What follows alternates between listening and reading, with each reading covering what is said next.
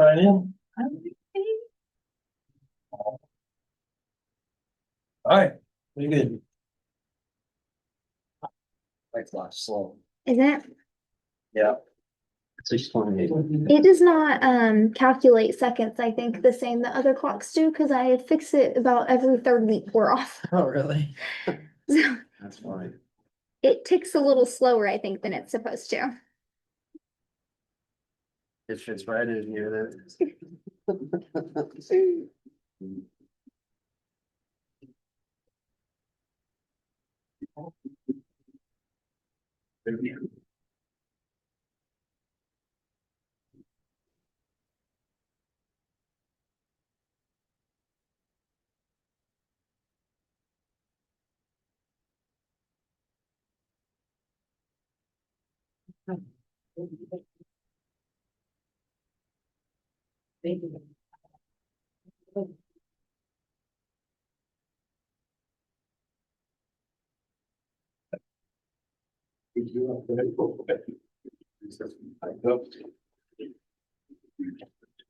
Hey, guys.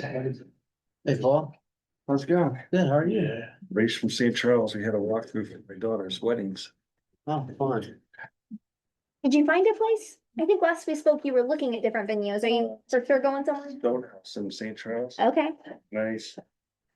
But that's when they just have SRJ to, chip in for the Oh, boy. wedding.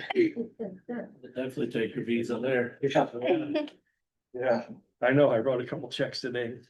Oh, man. It's 2 weeks from now, I don't even need your visa, just give them your bank account. Yeah, exactly. Yeah, we booked it a number of months ago, but so I decided on like caterers and everything. Is everybody done over here? Yep. Yep. We decided on all the caterers and stuff. Well, the fun part. Did you do like taste testing and all that? Yeah, it was good. Yeah. You know, the drinks though. We're not even having alcohol. You know what it costs per person for cranberry juice, pineapple juice and sodas? What do you think per person it costs? Per person. $15 a person for just soda. Yeah. Pretty much for alcohol. Yeah. We got 200 people coming. Yeah. So we have an event coming up and it was $7 for their water, tea and lemonade package per person. Yeah, but we're $15. Yeah, per- that's crazy. That's crazy. Just throwing this out there, Jess and I. Yeah. Justin and. Who else was there? I don't know. Pretty good at that, serving. up We ended up drinks. getting throwing a wedding. They won't give you any other options. That's the only option.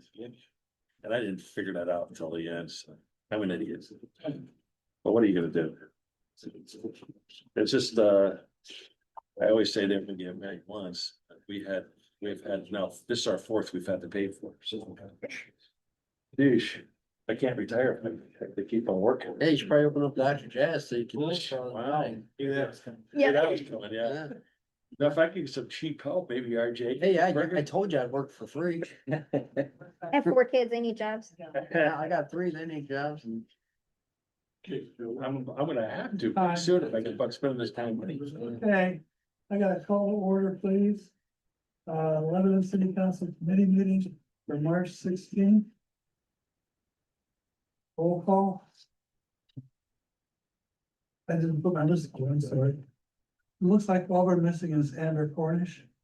All the persons are here. Okay. Audience participation. Do you have anything to say to the committees? Please, have it. State your name. Brennan.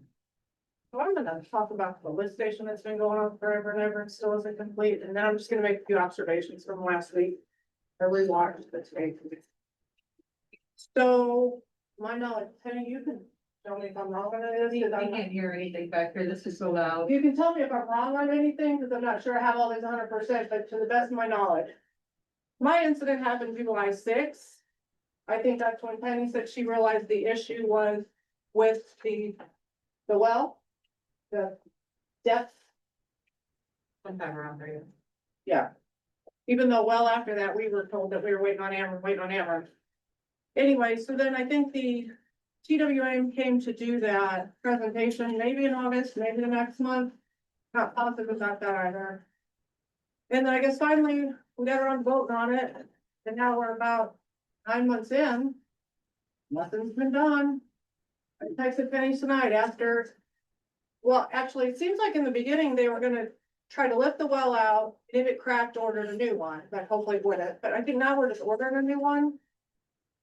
But she said it's not ordered. I think last time it took 12 weeks to come in. I think.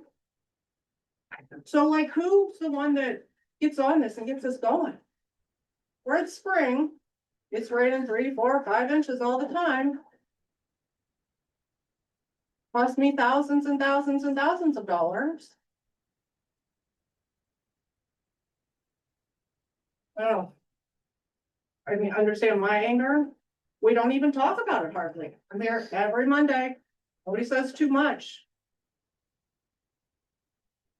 Anyway. So my observations from last week. I believe it was Mike, I'm not positive. Because everyone was behind me, but I believe it was Mike and he was talking to you.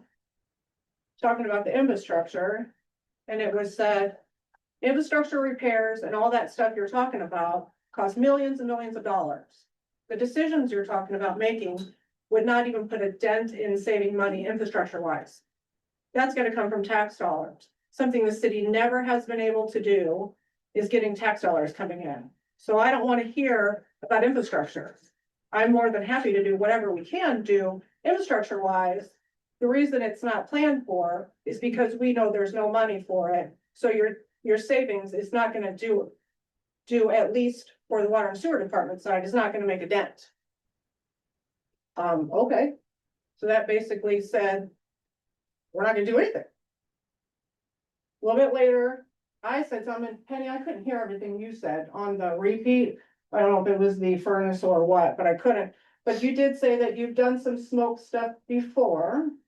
You've done some liners before. You've identified something that you pulled off, which that I couldn't hear at all. And such as that. But, I lost my train of thought. And then someone asked about the $60,000 truck. And I believe you said something to the effect of, I can put repairs or maintenance or whatever in my budget line, but I guess if the money's not there, it's not there. Did I understand that correctly? We're not allowed to spend it, it's just on paper, so. But the truck was on paper and it was brought up. I just want to mention that $60,000. As were many other things this year that were not done. Right. But I guess I understand my frustration when you say we've done this in the past, we've done this in the past. Mike says we don't have any money plumb, so we're not gonna do it. And again.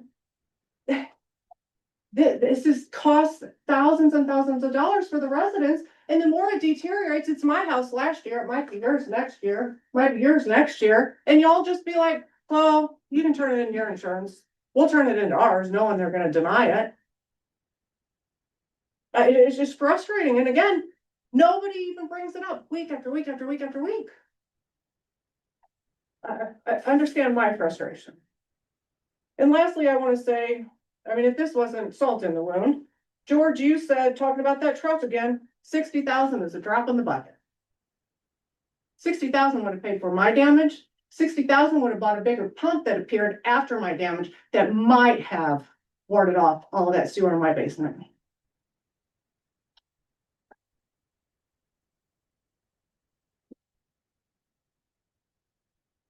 Hello, Farrell. Yeah, was waiting to see somebody's gonna address her, so how y'all doing? Good. I was actually coming up here and speak on what I can remember about water and, about the curb and gutter being continued on Cherry Street when I was the chairman. And all I can remember is that I'm trying to recollect how many years ago now. And 12 years ago, I think this is how it went. We had money to go up to, I think it was the top of Cherry. And we needed a new water line on 4th Street. So the money that was gonna continue, it's only in front of my house, but 2 blocks, but the money that was gonna go, well, actually 1 block. The money that was gonna go on up the hill was used to run a new water line. And, it was supposed to be like a few years later when Illinois let some more funds out that it was going to get continued, so. I have no idea where the funds are, but I see the city strapped, but that's what I recollect, so. Other than that, I got to rock and roll. I hope y'all can put that on your agenda, cause I got another meeting to go to. You good? Think about it, Farrell. Figure it out.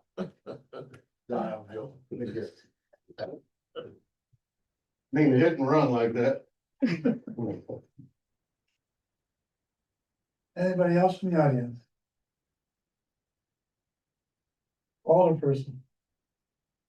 Yeah, I'd like to recognize the McKendree women's wrestling team for the winning the NCAA Women's Wrestling Championship with 171 team points, 3 individual national champions, and 10 All-American finishes, toppling Iowa, North Central, and all adversaries. At the end of the tournament, head coach Alexio Garcia was named National Tournament Coach of the Year, as voted on by other coaches at that tournament. So just a huge shout out to them and to McKendree. We're extremely proud of you guys, and I mean, what an awesome accomplishment. So that's all I got. The men as well too. Yes. They did really well. We had one. Came in first. I think it was Ronan. I think it was a lightweight. And then we had Logan came in 4th overall. And I think we came in 4th overall at the tournament. So that was pretty good too. Yeah. Good. Made some history. Yeah, Yeah, it's good. it's awesome. And I think this is the first NCAA sanctioned tournament for women's wrestling. So our women's wrestling has had success in the past, but this is the first time that women's wrestling is recognized as a sport with the NCAA and is a sanctioned tournament for them. So it's a really big deal that women's wrestling has been growing. And McKendree is kind of one of the universities in the forefront of being proactive on investing into that, and it's paying off. And so they definitely put Lebanon in a good light through the tournament, and continue to, because they're getting calls from all over the place and doing interviews all over the place. So it's been a really great thing for Lebanon.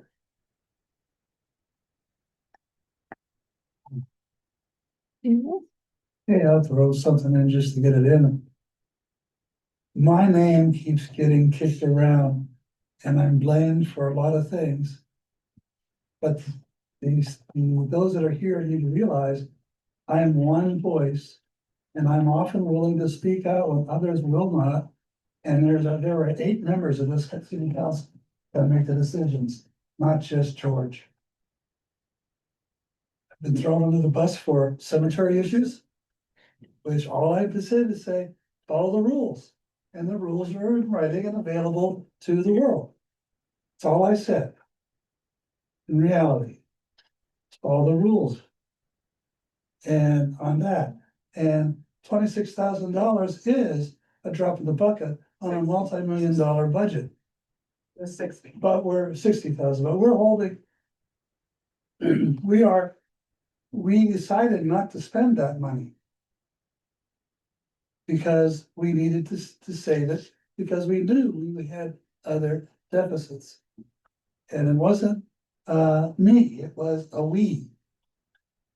And you'll often hear me say, we need to do this. As a member of the council, I don't speak as an individual. I speak as a member of the council and all 8 members of the council. It would be nice to get some support, I'll be very frank, from other members of the council when things come up, particularly when a member of the council is pointed out. Just my 2 cents, in another year, you're not gonna have me to look around. You botched up the cemetery, so you deserve that one. Oh, I'm not gonna argue with you. You're the one that said it, George. Nobody else. You're the one who botched it up through Cody yard, but. Straight up, go. Not gonna argue with you, are you? I'm not trying to argue. But the bottom line is that not one member of the council said anything. Either way. It would be nice to have some support. I'm in this role of moderating these meetings only because of seniority, not because of anything else. So I appreciate it. Yes, Linda? George. I only have one question. When you feel deep down that somebody is wrong, how are you supposed to support them?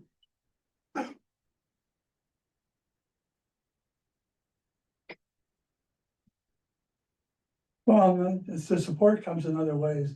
It could be giving me a call saying, I don't agree with you. This is why. You can do that. Anybody here can do that. In Just an a open lot. meeting like this, simply say, I agree or I disagree. But let your ideas be known, because we can't function together and make joint decisions if we don't know how each other is thinking.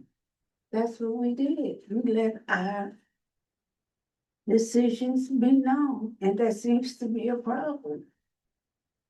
But I mean, just about everybody on this council, if they make a mistake, they don't have a problem going and telling people, I made a mistake. Please accept my apology. But there's some people that won't do that. They feel like they're above apologizing. And that's a problem. Well, it's hard to know where, I'm gonna jump in, George. It's hard to know. We're all big, we're all adults and, like Jessica, I felt like last week, okay, do we defend her publicly right now? Jessica's a big girl. She handled it very well last week. If anybody was here last week, it would have been very difficult to do what she did last week. And she, 2 weeks ago? 2 weeks. 2 weeks ago? Okay. When she presented all the numbers and that was a very difficult time for her to do that. And some people would say, oh, why did you defend her? But well, because Jessica can handle it. She had the numbers. She knew the numbers. I couldn't present it. I couldn't present it anywhere near as well as she did. But she knows that we support her. So it's a rough deal to do what's happening here. It's a rough deal to be on a committee. It's slow moving. If anybody's ever been on a committee before, it's not fun because you can't really make decisions very quickly. But as far as defending people, when somebody said from the audience, I haven't felt like there was anything done that was inappropriate during the meetings. Some maybe a little aggressive, but that just happens when you're frustrated when something doesn't get done for all those months. So I get it. So I hope you don't feel like that we're not supporting you. I see tire marks on your back every once in a while, but you've been doing this a long time, George. Oh, And so I appreciate what you do. So I think the audience does too. It's just that people get frustrated. So what I'm saying is that it's hard to know when to defend somebody because we want to make sure everybody knows they're being heard and that we're not ganging up on you guys and also that we're supporting each other. So it's a difficult situation. So difficult. I'm not asking Yeah. for sympathy or anything, because I've been in this business in leadership roles, large organizations yeah. for a long time. And this is starting my 8th year in the council in another month. Mhm. And it's just interesting how my name gets kicked around a lot. And it's probably because I'm willing to say something. Well, you've been here the longest. If I've been here 8 years, I would have been probably mentioned many times, but believe me. So, yeah, I mean, we appreciate you. I do apologize when I feel an apology. Sometimes I'll sit in the garage and I need to apologize, da, da, da, da. And then I'll hear from members of the community and say, you were right. And they're contacting me in confidence by email or direct message. You were right, so then I'm gonna say, now if I say something, then I'm gonna have those who thought I was right, thinking that I'm not supporting them. Mhm. But so often sometimes it's better not to say anything. Mhm. But if I don't say anything, or if any of us don't say anything, then we get stagnant. And for all involved, when you're working on the committee or on the council, we have so many restrictions and we are constrained so much by statute, Mhm. by legal issues, by our attorney. And it's a good constraint sometimes, because he's following them up. For example, we're getting raked over the coals in some places because of the city hall issue. Well, we can't talk about it. That's the bottom line. There are legal things we can't talk about. So we don't talk about it at all at this meeting. And in the closed sessions, boy, do we talk about it. We go round and round. Everybody has a viewpoint, but we can't do. Nobody here is an individual. We each have our authority and our input only as a member of the council, not as individuals. So please, I hope you all remember that, because in 13 months, somebody else will be over here getting beat up, or one of you will be getting beat up more often. I hope it's Mike and not me. It's fine. So beat me, that's good luck. Somebody else will come up. You heard what I said, you're the one that said that, I didn't, and then neither did any of these folks. And I guess you just don't realize how that came across. I don't, because it was surprising to me what happened, and I'm not gonna get into the argument, I'm not gonna rehash something that's long past, and I know it is. we're gonna get it resolved eventually, but. Eventually. Oh my gosh. As soon as that happened, I knew, I'll be very frank, I'd lost the election at that point. I had no chance. I stopped campaigning. I didn't do anything. Because I knew that there was a sentiment that was turned against me personally for my job, for what I'm doing as my job. But there was the question was asked, what should we do? And I very innocently, believe it or not, said, look what's in the statute, look what's in our ordinances, and follow the rules of the ordinance. It turns out that a lot of the stuff that was in that place at that time was not in accordance to the ordinance. And so the employees were not well supervised, I'll be very blunt, that was my, because questions should have been asked and not so much thrown into a dumpster. The questions should have been asked at that point. What do we do? I'm a phone call away for myself. Because that was the ordinance.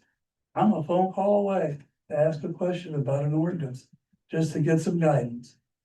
I can't give you a legal opinion, but I can give you guidance. It's bad guidance on that deal. Hmm. You know it was. So that's still very, you done wrong. I wasn't. George, I think it's about time we done stop talking about the cemetery, cause it ain't gonna end well for you here. So let's move on. Move on to line number 1. Okay, let's go on to committees, finance. All right, item number 1, Jessica has put together some preliminary budget numbers for the next fiscal year. So I'm gonna kind of wrap this into a couple different things because I also have on there that, we're gonna discuss the timeline. So we have a lot going on right now, a lot of questions that I need answered, to be able to put together a budget. So the budget has to be voted on, or at least like know what direction we're headed in, next Monday. So next Monday, I need to have some answers to some questions, and then Tuesday I will post that budget preliminary to the public, so it'll be viewable. Next Tuesday at noon is my goal. I'll have it up here at City Hall. We will also post it on the website to be looked at. The public hearing will be April 6th, before the committee meeting. So April 6th, make a note that we will start earlier on that Monday to be able to have the public hearing for the budget. And then April 13th is when we will vote in and finalize the budget for the 26-27. Obviously we've been talking a lot about things. I've brought a lot of numbers to your guys' attention. I have given you And the reason I'm calling this a preliminary budget and I didn't make a bunch of copies in it is because the only thing that's in this budget are basically the non-negotiables. So this is if we keep all of our employees now, and I'm ballparking what their salaries are because we're in union negotiations, so we have no clue where any of that's gonna end up for any of our employees because we also are in the FOP contract negotiations. So I put in salaries, insurance, benefits, things that like our overhead of things that we have to have installments for, things that we've already purchased that we're under agreement, that we've already bought, that we have loans that we owe. Postage, things like that. Like we can't control that we have to send out the water bill. So basically our non-negotiable things are in this budget. If you take a look on your first page, you're gonna see our total revenue. I did not inflate the revenue. This is the cold hard truth, whether we like it or not. We are at about 2.4 million.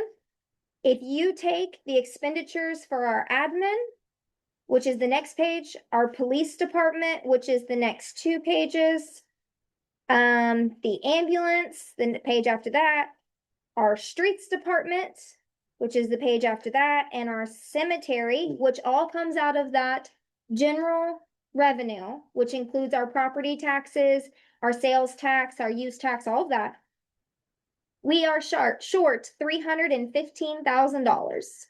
And I have no money in here for laying a single sidewalk, a single road, a single tree being cut down, a single project. This is simply our overhead of personnel and our overhead utilities and things like that in that general fund at the revenues based on what we obtained this year, and basing it off of that. The next page after that, you'll see it says business district at the top, and I will make this more user friendly for you guys as we go, but I wanted you to have some prelims of where we're sit. Business district, I want to be clear that our business district funds have to be spent within the business district. There's a certain things that we have to spend that fund on. That fund does have money in it. So when we talk about generating revenue, when we talk about bringing in new businesses, we have money in our business district and we have money in our TIF district. So if there's people out there that want to open businesses, we are open arms to them and do have incentives that we can offer them. That money can't be spent on anything else. And so those funds do have money available in them. So I do want to make it clear when I'm talking about how broke we are and the things that we have to fix, we do still have incentives for businesses and we can't take that money and use it to bail out other issues. There's one that says MFT. We're going to talk about that a little bit down the road when we talk to Cody. Right now I have in there of the 350,000. That shows us total revenue is about 229. If we do the $350,000 project that he initially proposed, which I think there might be some amendments, but that he initially proposed, we were going to be short 121,000. However, there's money in the bank account from this year that we didn't utilize. So we wouldn't be going in the hole. We would just be using 2 years revenue to basically do the one project. The next page is our non-home rule. That you can see is where a lot of the risk contributions come out. That's pretty well set. You can see we bring in about what's going to go out. There's $3,000 room to breathe in there. And these are all, again, non-negotiable numbers that we don't have any control over. The next page is your utility tax. This is the one that we originally had planned for all those grants. And that the money was in there. And I will share with you. We pulled some more reports. Essentially, when I looked, we borrowed from this account to make payroll and cover our general expenses as far back as I looked, and this is as far back as I can go with our current accountant because she hasn't records beyond that are not as easily accessed. We have been borrowing money in 2016, 17, 18, 19, 20. We've received some money during COVID to help bail us out. We rode that little ride there for a little bit. We spent it all. And we started borrowing money again in 24, 25, and 26. So when we talk about this isn't a problem that has just happened today and has happened this year, out of that utility tax fund since 2016, we have taken $938,000 And then we have taken an additional $722,000 out of another account that we have been operating basically in the red since 2016. Got bailed out there a little bit with COVID money. There is no more COVID money coming, so we are now at the point that we have to figure out how to recover. As you can see, I have on there that we were short 768,000 based on the revenues we have coming in. All of these projects I have listed are projected to hit in 26 and 27. We don't know if they will be billed for the full amount or partial amounts, but we have to plan for the worst and hope for the best. And that is that it's going to be due. As you can see, there are a little bit of the money that's eligible to be taken out of the business district. It is a very small amount. Same thing with the non-home rule. So essentially we still have about $668,000 on this proposed budget that if those bills all hit, I don't know how we're paying for them. So I don't know how else to put it. I'm trying to find solutions. I don't know if we'll have to try and look for a line of credit, what different avenues we can take. Your next page is your water bills, or your water budget. Again, this is putting in for your salaries, your insurance, your uniforms, basically the non-negotiables, some engineer services. This one, we do have some flex numbers. You can see that we have 90,000 in there for meters. That is a flex number. We slowly have to replace all of our meters. We've been working on that. But we could do less in a year. Also the Herman Street, that is something that I have in there as a project that we know is coming. Outside of that, there is no additional money budgeted in here for projects, for repairs, whether they be emergency or being proactive. That budget revenue versus expensive is short $133,000. Moving on to sewer. Same thing, went through salaries, our non-negotiables. This one at the end, you can see that we are in the positive by a little over $100,000. Again, though, this is not taking into account any projects that we have coming up. We do know, I believe it's Herman Street that we have the grant for. It's Herman, right? Herman Street, we have the grant for. We have money budgeted for a water line. We do not have money in this that I've illustrated you yet, but I would highly recommend. We're probably going to want to budget some money to have that sewer line televised and see if it needs to be lined or what to make sure we don't have any issues there before we put a new road over it. So I would say we're probably going to need that 122,000, it is some of that's going to need to be budgeted to planning on having some kind of attack there. So overall, I wanted you guys to kind of have a picture of where we are. As I mentioned, we have incentives to be able to bring new businesses in. We have several new businesses we're talking to and trying to get them to come in and develop on our town. How quickly we can count on that sales tax revenue is unpredictable. One of the things that I'll point out just in our general property tax, as you can see there, we only received $218,000. There is a fee, the audit tax also is tied to property tax. That's only $8,700. If you go through our revenues, we just don't have it. It's just not there. I will be very transparent on the use tax. That was originally budgeted for $181,000. In previous years, we've gotten over $100,000. This year, we are only at $32,000. I would love to be able to tell you exactly why. I can't. I have my speculations. But during the last term, nobody logged into the state site that gives you the audited information of what businesses and everything like that. And Paul and I have both been working on trying to get clearance to get access to that. But the names that were listed on it were Barb Sioni and Rich still. So nobody has been doing anything with that. So what's happened is now is we've sent over information showing that we were the elected and appointed position and trying to send documentation to where they will give us access. And as they should, they have good security on it on trying to make sure they don't give access to someone that shouldn't have it, but it's taking us some time to get through. So we are actively working on that. And then we will start going through and trying to see if we have businesses that should be reporting that have it. One of the things I don't know that I have to research is like the chiropractor, for example. Our chiropractor closed. Typically we would have got a use tax from that. Our chiropractor opened here, but it's a second location. So I don't know if that impacts how they report and what they report on what goes to Lebanon versus the town that their primary location is in. But all of that is speculation. I simply do not know because I can't access it. So as soon as I can get in that, then we'll start going through that and combing through and see if there's money that's not coming to us that we're owed. But as of right now, we can't count on having that money for next year because we can't assume that they're wrong. Right now, that's the money we have to count on that we have. Even if it is, though, we're talking a difference of $100,000 when we're short 315 in that account. So this is the job I kind of have right now is I'm supposed to try and come up with a balanced budget to pass. And I don't really know what to do, and I'm looking for guidance from you guys on going through it and seeing if there's areas that you're seeing that I'm not seeing on where we can cut or what we can do. Because I have no answers. So, obviously this does all tie into the public works discussion that will come down the road, but I wanted you guys to kind of have, this is if we leave everything as it is on those, with our salaries and things like that. So this is where we sit. That was a lot. I gave a lot for you guys to be able to look over so that we can make sure that we have a good conversation next week because we will have to move forward with it so that I can have it out to the public by the 24th to meet the state guidelines.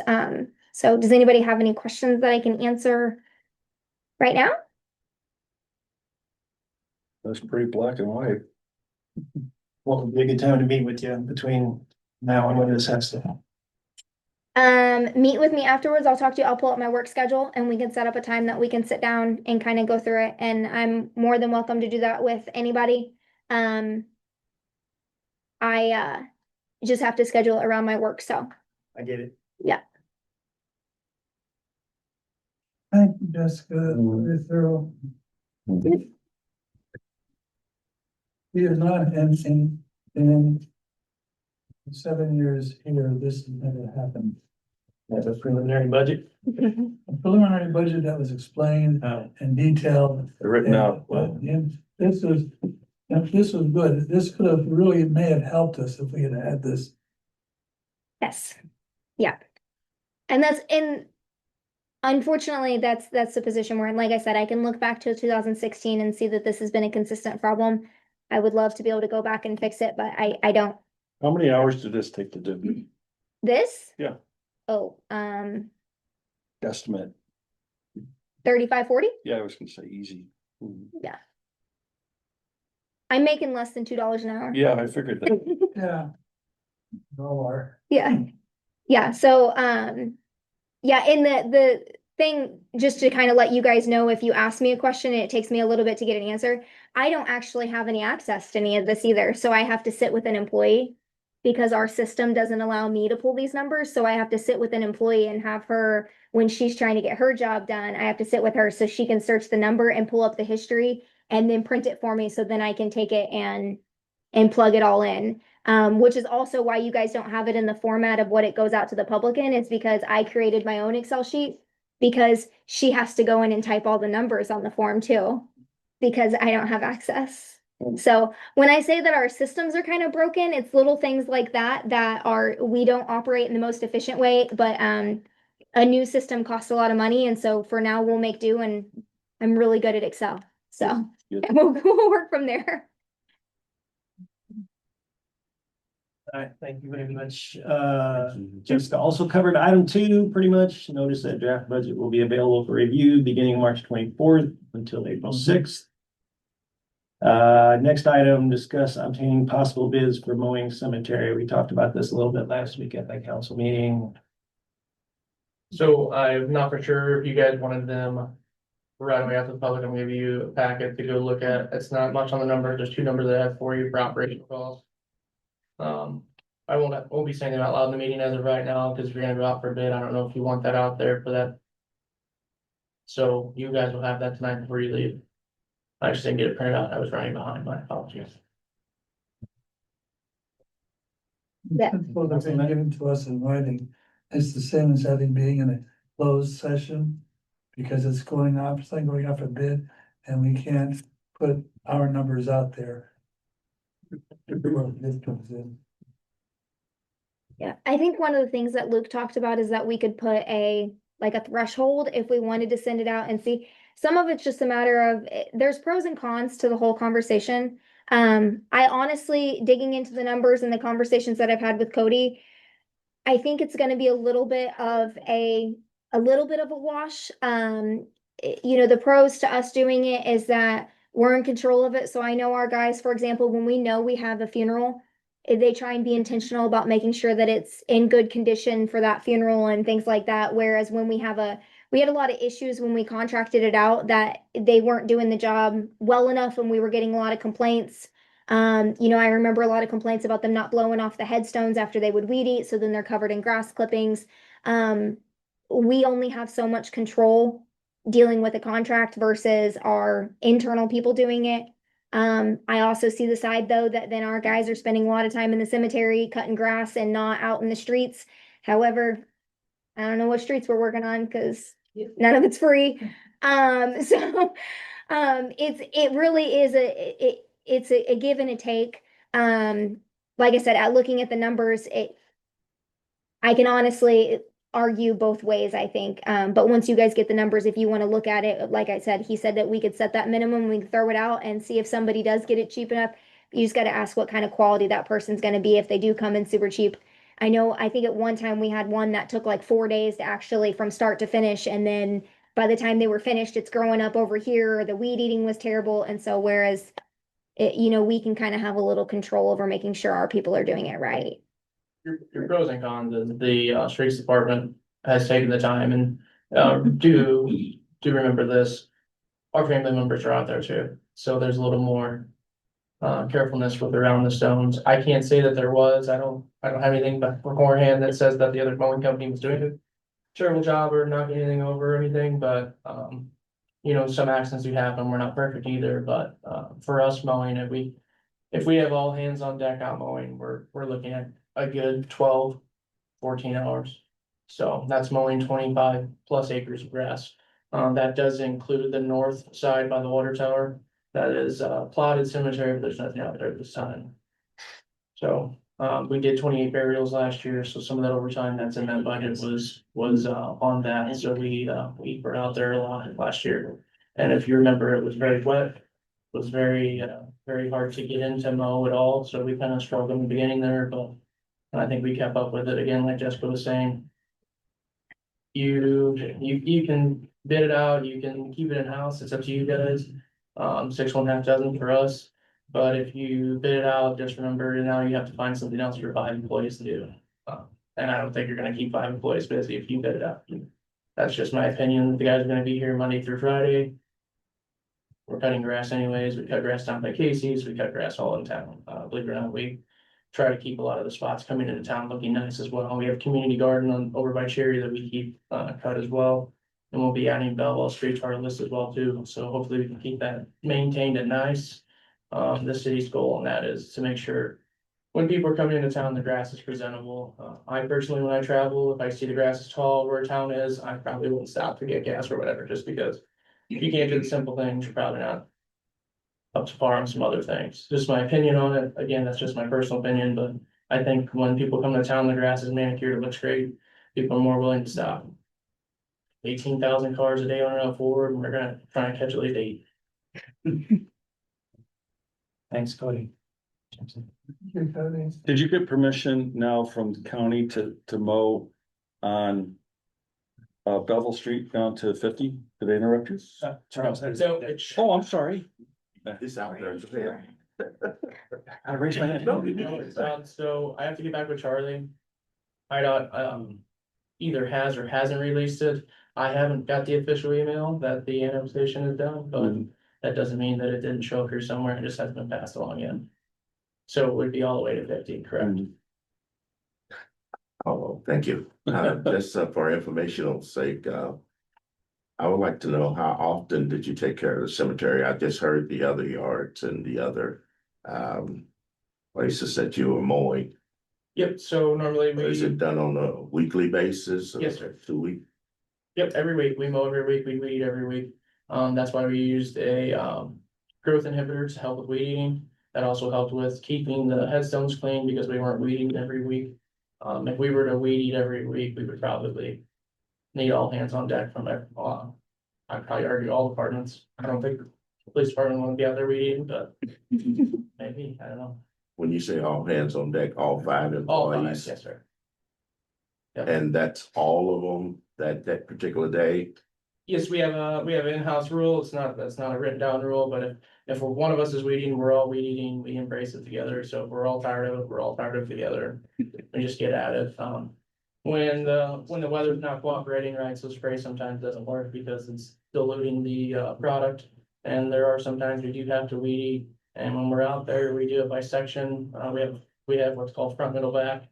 We break it down. Basically, the front is the front stops at the shed, from the shed to the second portion of it, I want to call it, maybe it's Dew Street, that would be middle, and then from Dew Street back to the Zach fence line is your backside, so that'll take roughly about a week if we weed it by ourselves. Going back, are you saying that you do all the properties, all of the properties that you named weekly? Yes, yep, That's what. yeah, so, mowing altogether, including cemetery, including all city properties, or probably ballpark 27 hours a week. Because we walk the areas like Route 4 where we cut, stuff falls off of vehicles, we walk the area before. Make sure there's no tarp straps, anything metal, anything like that, so it does take a little bit of time for the other properties. But it's manageable. Okay. Versus, the contracted people that we had. Did they do the same, time schedule basically, or yours a little different from theirs? Just, So they ran a 3-person crew and theirs kind of mimicked ours, but it took them roughly 3 or 4 days to mow. And then by the time they were done mowing and blowing off the stones and going back and weed eating, it was time to start mowing again. So they were out there arguably almost Monday through Thursday. Sometimes Fridays or a weekend to dress things up. The contract, if I do remember certainly right, like before every holiday, they had to be out and mow it anyway, so we make sure that we're out there and dress that as well. And then pointing out also what Jessica had also talked about, if we have a cemetery that had popped up, we would just go out and mow it then there. So that does constitute, sometimes we will re-mow an area just to make sure it's dressed up and fine, and we go out. We'll go out about 150 feet from that site to make sure that area is dressed up really nice, and then the entrance and the exits as well. thank you, sir. Thank you. I hope that answers your question. Yes, sir.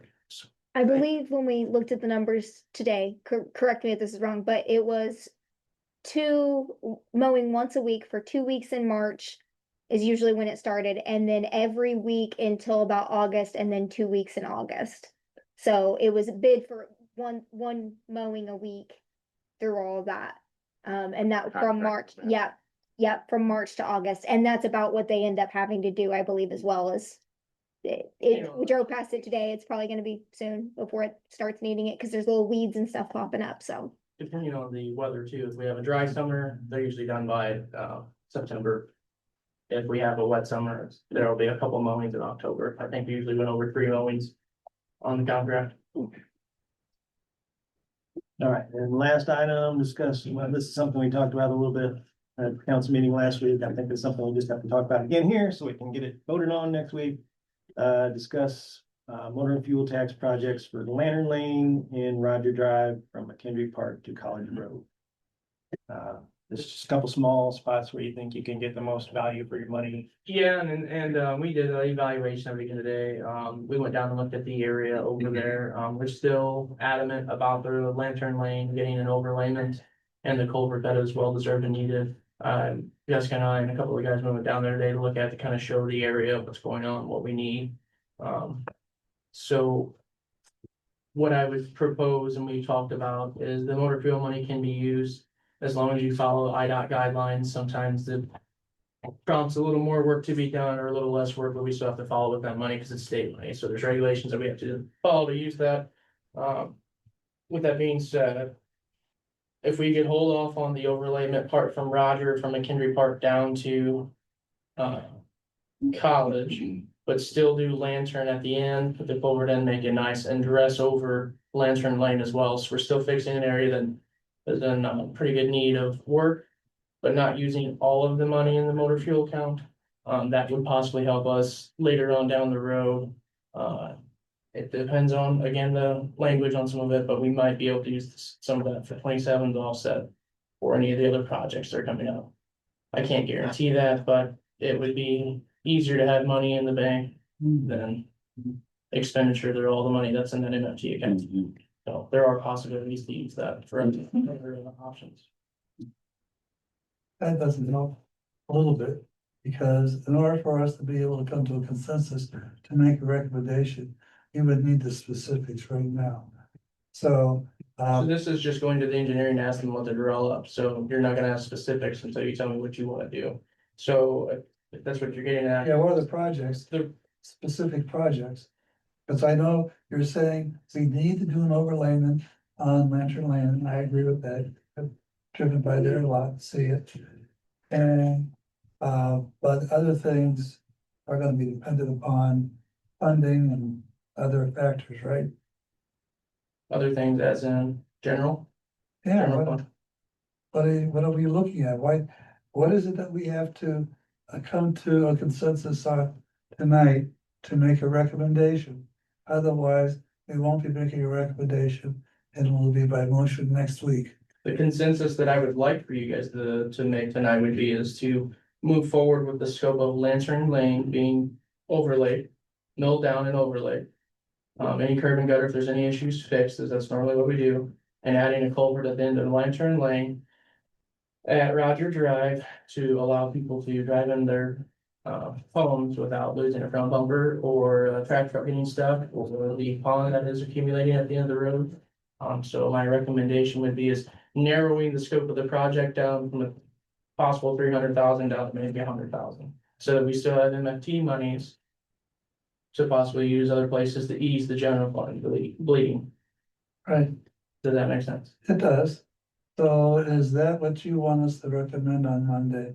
And what's the consensus of the council?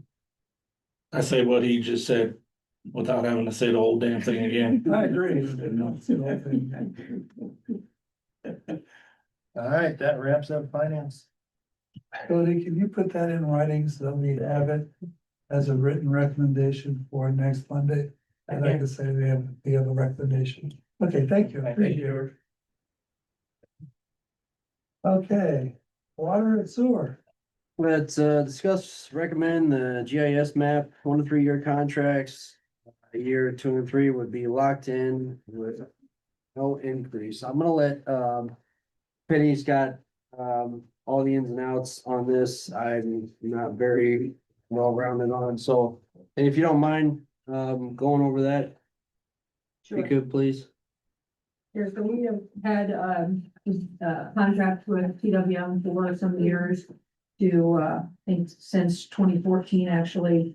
They took all of the water sewer maps, they put them on to the GIS map so we can access them on our computer, on our phone. We use that when we're doing locates. We also, the city hall has used it for new businesses and things that come in, people who are moving on to properties that are maybe a little farther out to be able to send to areas like, hey, your water sewer is here. Does not mark laterals, but it does mark our main lines all over town. But in saying that, that contract runs yearly, we pay a fee for it.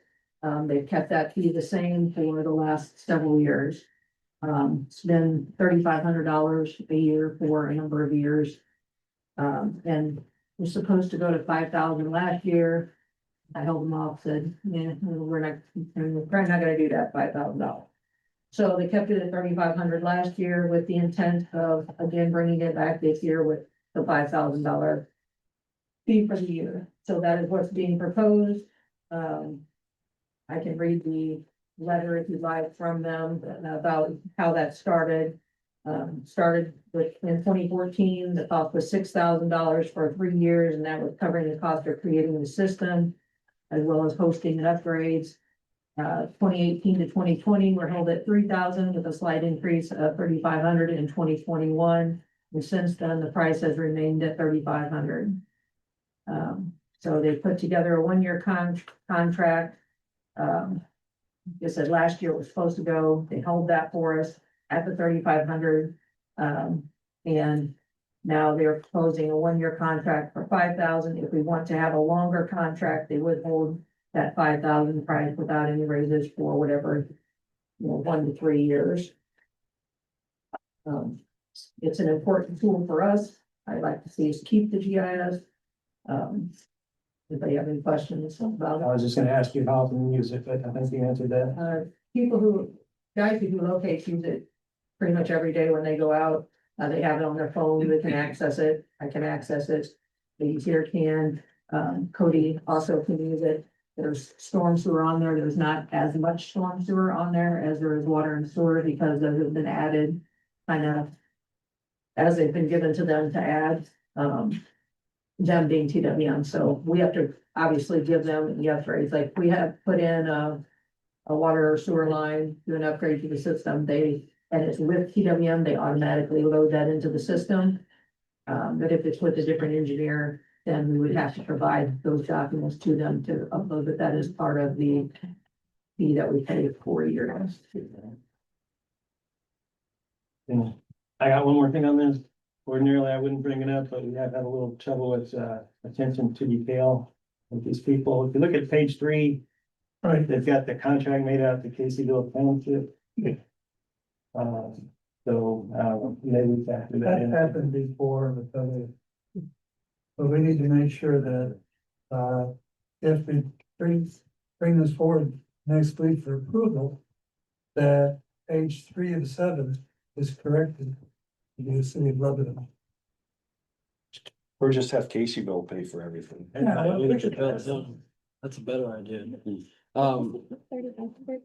It was 3,500 and she was able to keep them at 3,500. It was supposed to go up, well, a year ago, 2 years ago, Penny. Last year's contract was supposed to go to 5,000. Was supposed to go to 5,000. I was kind of like on the whole budget side and everything else, like, is this something you really need and everything else? But then I'm like, okay, well, we do have all these companies coming in, doing all this fiber optic stuff, and they're having to constantly locate and do all that. So I'm like, well, hell, that's a good tool for them to be able to do their locating and stuff like that. There's So- another part on here, let me read this real quick, I should have read this continued on, but. They are saying that we could do a quarterly billing rather than the annual fee, I know that's still the same amount of money, but if that helps at all. That is something that was offered, not have to pay it all up front, and the first invoice would come in June. But that the contract would start April 1st. There's nothing to be saved by going to quarterly billing, except that we don't have to spend all that money up front, and it could be sitting somewhere gathering interest.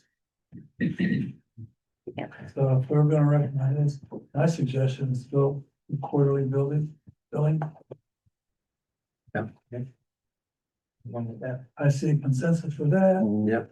All right, so do you want to get this to Paul so that he can get it on the agenda for next week? I have one question. Penny, do you know what line item that was taken out of previously, just so I make sure that I believe it was just other big maintenance utilities. that maintenance utilities, okay, same thing. What page is that mistake on? 3 of 7. 3. I'm sorry. 3.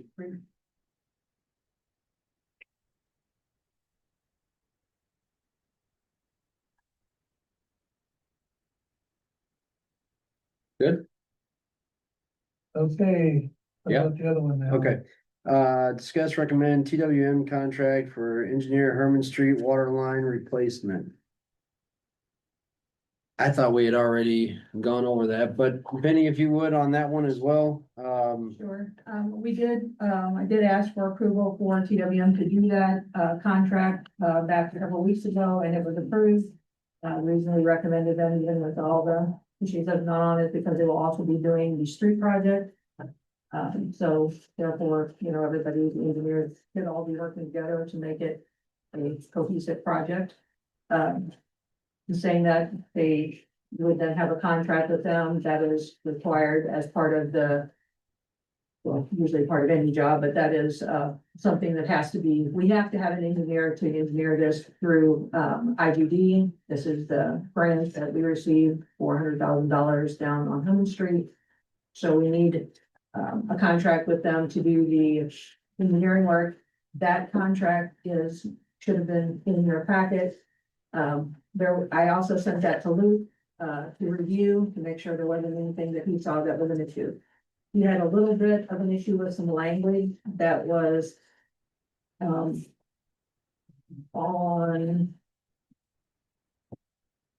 Then I'll read you what it said.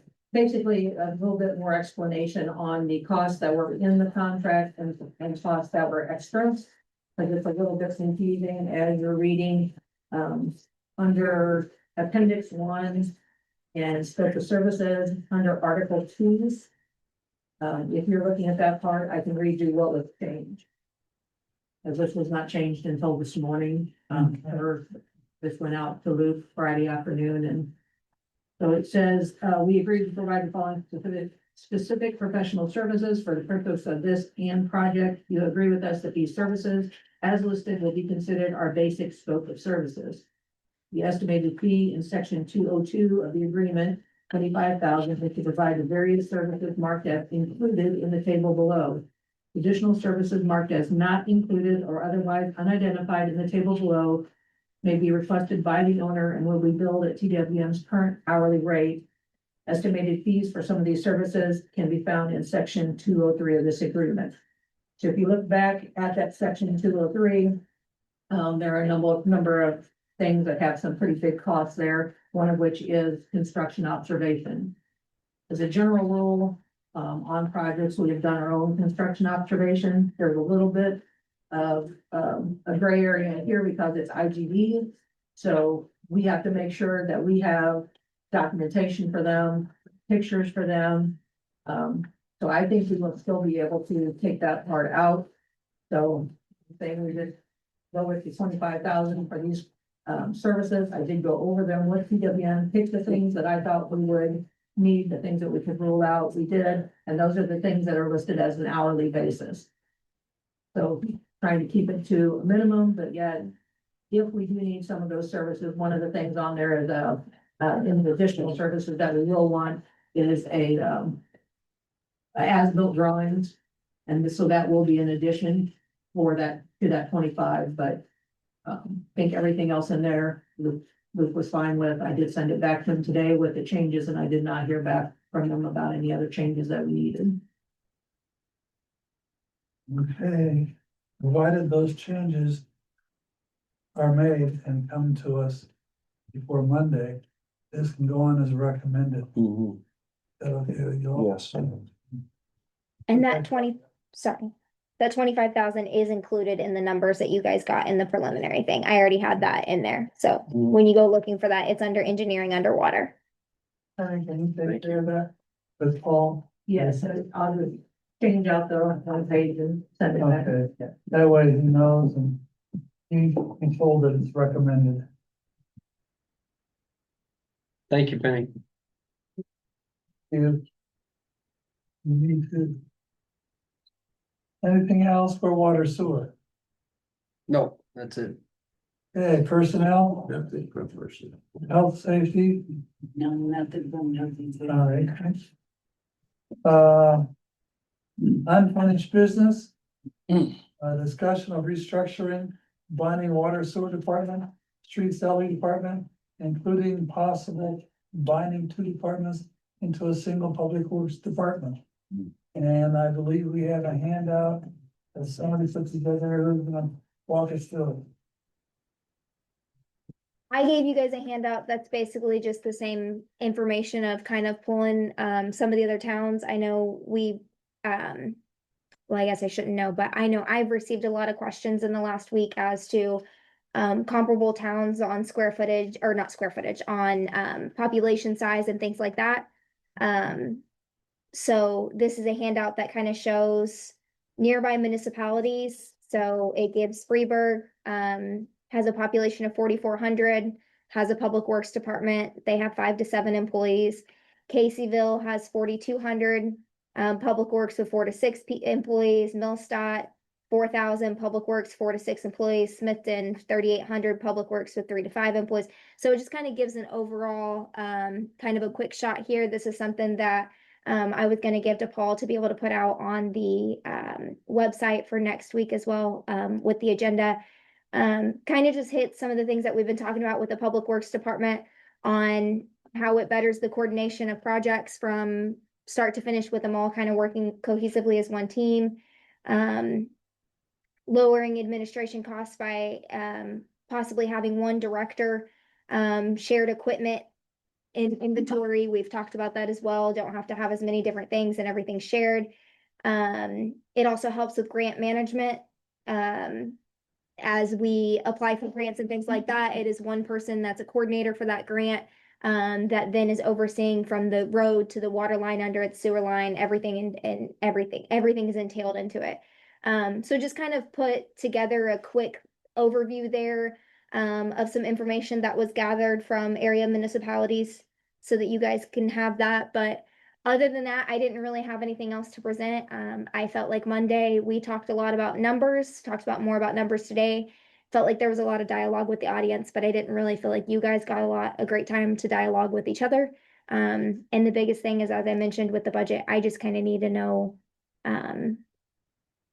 what the plan is and kind of see how everybody's feeling and have that conversation. So I, in looking at this, my comments, I hope they're not taken the wrong way by anybody saying that I want to fire people, but it looks like we're overstaffed compared with other communities for those two areas of work.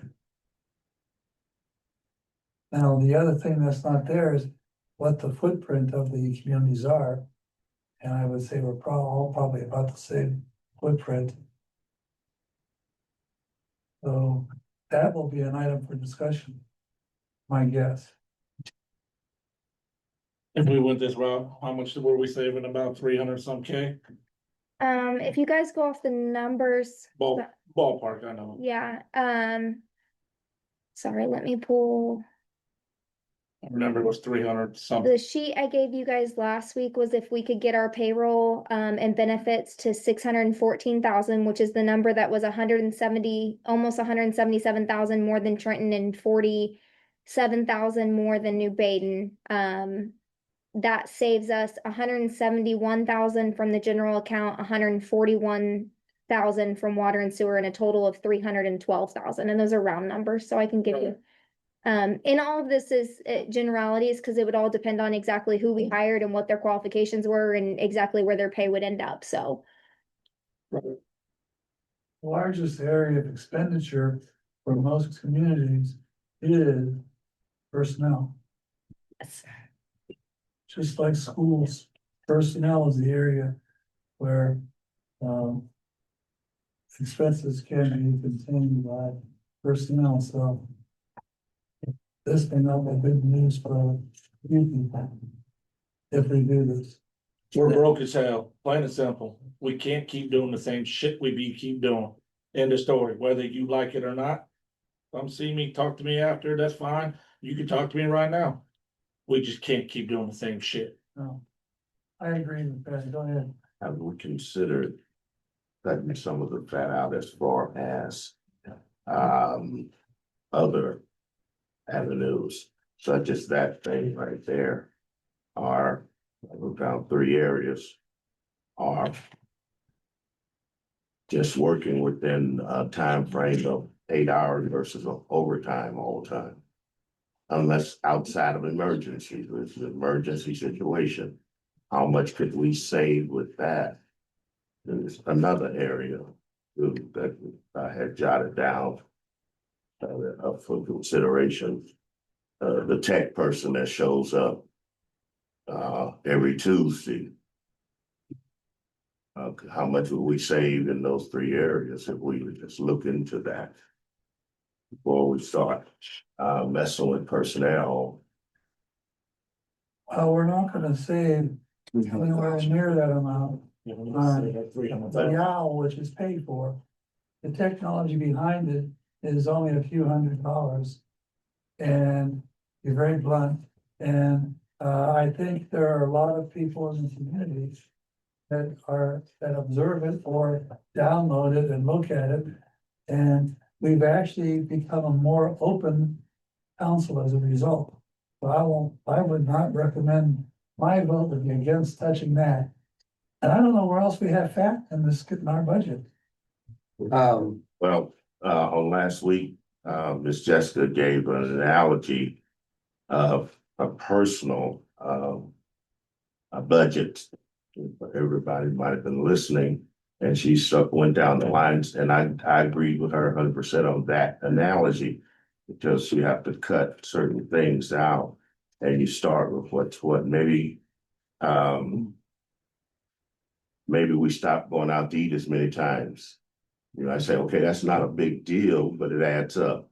And that adds up because you're paying someone to actually handle this. And if we are announcing it to the public ahead of time what's going on, you know, we didn't always have an owl for these meetings. We didn't always have to pay someone overtime to keep the owl going. We didn't always have a tech person. And some of these other things that can, this is just an observance of a few things before we go to the jugular. In my opinion, because I went through it with the 42 years of working, cuts, you know, attrition, businesses, well, we don't want to do this over in this area, let's do this, and relocation, and all of those things. If you live through it and experience this a hard thing for people and that have families and to be, well, we just gonna give them the old axe. Doesn't necessarily mean an axe. I'm sorry, say it again. Doesn't necessarily mean an axe. It could be. Well, that's what you talked Not about, filling a George. position when it becomes open. That's where you keep going to it. It ends up going back there. I mean, It's a hard decision to make. Unfortunately, it is. I've been in that business. It's a hard decision to make. I had to sit down with the teachers and with the district for years and say, I'm sorry, but be very frank, the board is having a big discussion. And your department is not gonna be here next year. And that happened. And that's just the reality of jobs working. Unfortunately, we have to I'm not saying anything's going to happen. Before anybody goes out and says, Farrell wants to cut this down. No. That's not what I'm saying. But what I'm saying is that we have to take a time. And if it's necessary, we all have to be on the same boat, and the majority of us have to make that decision. And when the majority of us do, we have to be willing to go on with it. Go ahead, Jessica.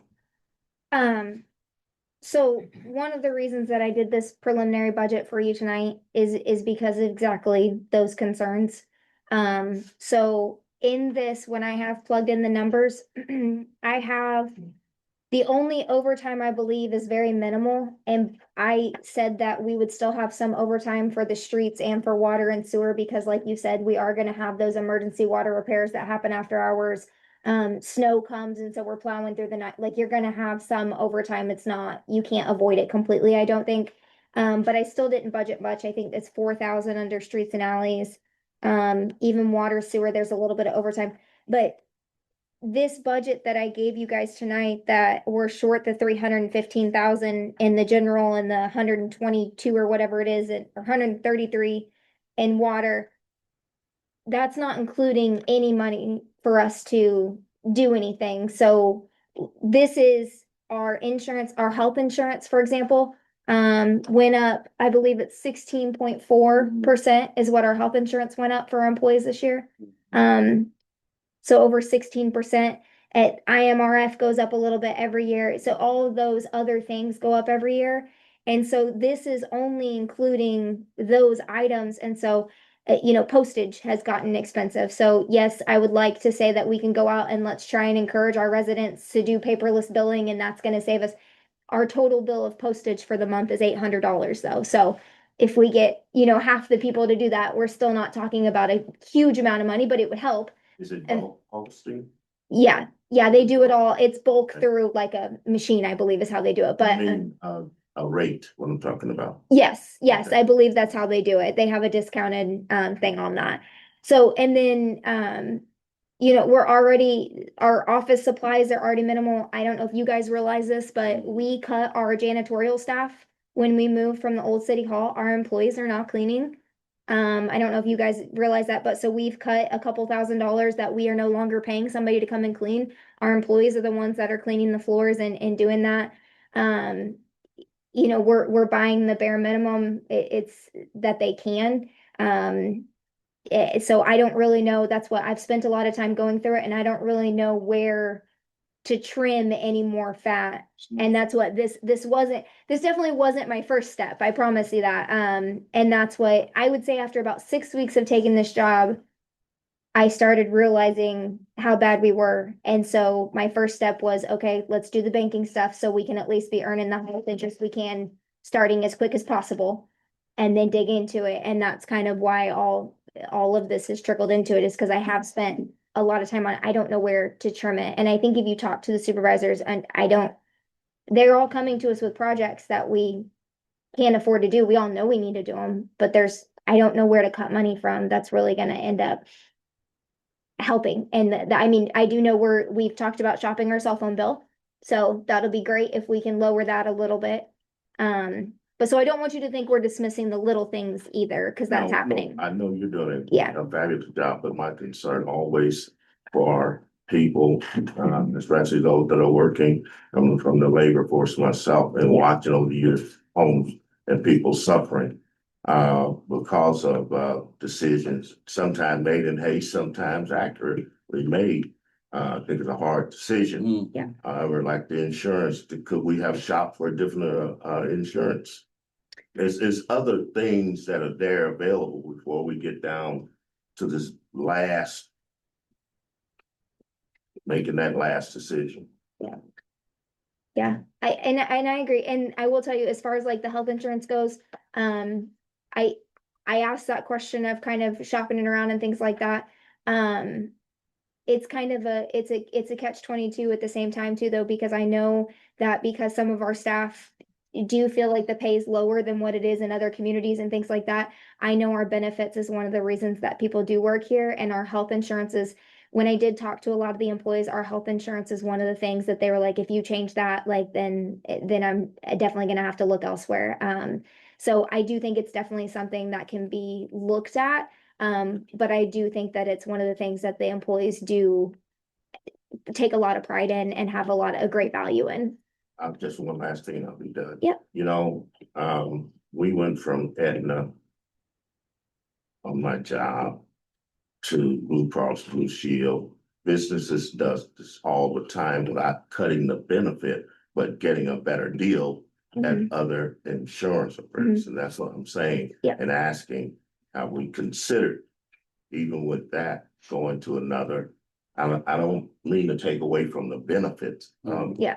But some of these other people, right now we're at United Health, for example. Correct.